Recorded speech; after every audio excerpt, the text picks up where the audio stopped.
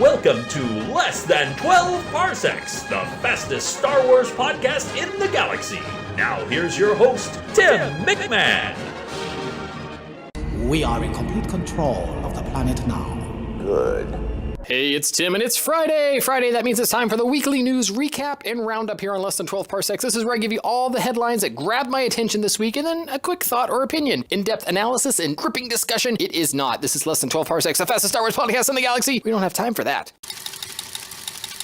What grabbed my attention this week? Well, Bob Iger, the Disney CEO, mentioned in a earnings call this past week that the Star Wars Land attractions at the Disney parks will be opening in 2019. 2019! Start saving your pennies now, folks. He said it's going to be 14 acres, making it the largest single themed expansion in resort history. 14 acres. Come on. Why not 24? 44? 104? We need more Star Wars Land. He also mentioned he's seen The Last Jedi already, or at least a rough cut of it. You know, it must be a great perk of the job, but honestly, I don't want to see how the sausage is made. I just want to eat the bratwurst, so I don't think I'd like seeing an early cut of a film, honestly. But hey, that's just me. And other Star Wars news, there's a rumor going around online, and I'm sure this will become fact soon enough, but Phoebe Waller-Bridge, star of the movie Fleabag, is in talks to play a mysterious role in the new Han Solo movie. The rumor is that she's going to be playing a CGI character, much like Alan Tudyk played K2SO in Rogue One. If she does play a droid, it'll be an interesting turn for the Star Wars universe because she would be the first feminine droid. I guess you can count TC-1 in The Phantom Menace, right? But maybe background droids don't count. Hey, remember when BB-8 was supposed to be a girl droid, but now he's referred to as a he? Oh well, droids are its, honestly, but you know what? It'll be pretty neat to see a feminine droid. Other movie news that's related to Star Wars, but are not Star Wars movies. Apparently, Jason Friedberg and Aaron Seltzer, the team partly responsible for the Scary Movie franchise and films like Epic Movie and Vampire Sucks, well, they want to do a space opera riffing off of Star Wars. The title they want to go with is called Star Worlds Episode something something something. The Force Awakens, The Last Jedi Who Went Rogue. I know the Scary Movie franchise has a fan base, but honestly, come on guys, you can't beat Spaceballs, greatest Star Wars parody of all time. Why even try? That said, I'm also old, and well, there you go. Speaking of old, apparently Tony Dow, you may know him best from Leave It to Beaver. Kids, ask your parents. He is in talks to make a movie called The Line Kings,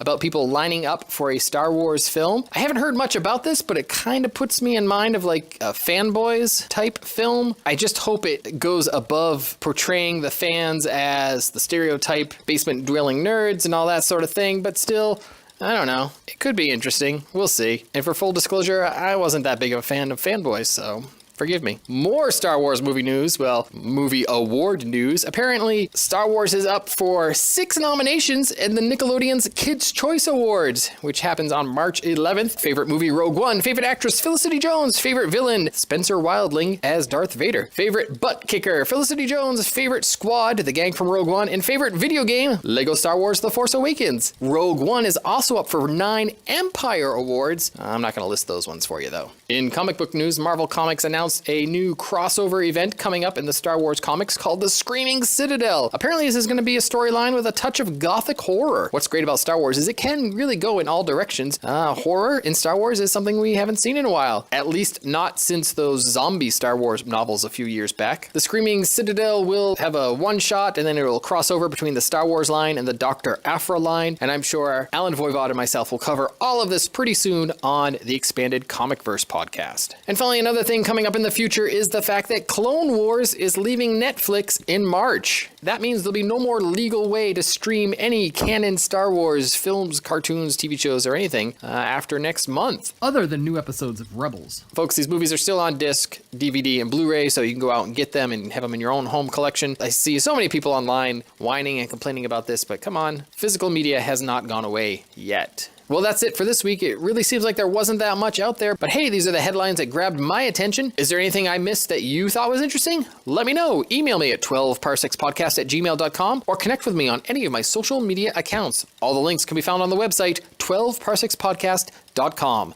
Thanks for listening. Ootini! Good, Anakin, good.